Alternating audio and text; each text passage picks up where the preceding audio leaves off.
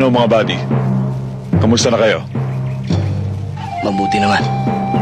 Magandang araw sa'yo, Teniente. Ganun din sa'yo, Commander. Mabuti naman at nakarating kayo sa lugar na ito na maluwalhati. Commander, nais ko ipaalam sa'yo na makabubuti siguro magkaisa tayo tungo sa kapayapaan. Ayaw din namin na labanang ito. Labag din sa kalooban namin na makitang kapwa Pilipino nagpapatayan. Katulad ninyo, naghahangad din kami ng kapayapaan. Pero kayo at ang mga Kristiyano ang dahilan ng kaguluhan dito sa Mindanao. Ang Mindanao ay para sa mga Muslim, at kayo, alam niyong lahat na marami ng dayuhan ang nagtangka na sakupin ang bayang ito, pero hindi sila nagtagumpay. Ngayon, nakalulungkot na isipin, kapwa Pilipino pa nagiging kalaban namin mga Muslim. Bakit? Dahil kinakamkam ninyong mga Kristiyano ang lupaing ito. At yan ang aming pinaglalaban. Ang maibalik ang bawat lupang kinamkam ng mga Kristiyano sa mga Muslim. Kayo, ikaw, Teniente, ano ang inyong pinaglalaban? Wala kayong dahilan para tugisin kami para mga hayop sa aming mga sariling lupa.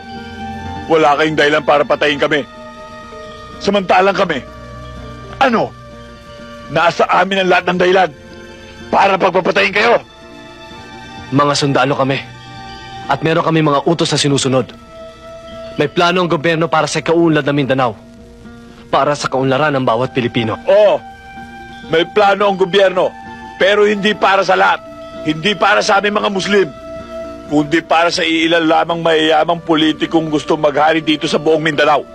Mga politikong sakim. Tingnan mo, Teniente, kung sino nagmamayari ng malalaking lupain dito. Malalaking rancho dito. Mga umaabuso ng punong kahoy. Hindi ba kayo mga Kristiyano? At ang kapatagan, pinamumugaran ng mga Kristiyano. At kami mga Muslim, nasa kabundukan. Ultimong kaning isusubo na lang namin ay inaagaw pa ng gutom at hayok ng mga Kristiyanong politiko. Buddy, hindi ito personal na labanan ng mga Kristiyano at mga Muslim. Ito'y labanan ng mga prinsipyo. At kayong mga sundalo, hanggat nagpapagamit kayo sa nakatataas sa inyo, sa mga taong may katungkulan sa politika, marami pang walang malay at walang kinalaman ng malalagas.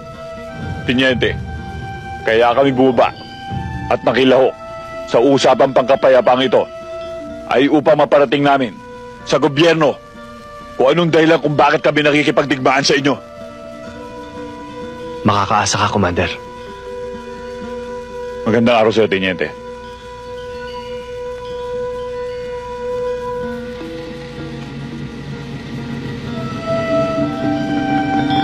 Buddy, tandaan mo, manos na tayo. Sinagip mo ang buhay ng pamangkin ko, tinabla ko ang buhay mo. Pero sa susunod, kung magkakaroon man uli ng digmaan at magkrus ang ating landas, magkalaban pa rin tayo.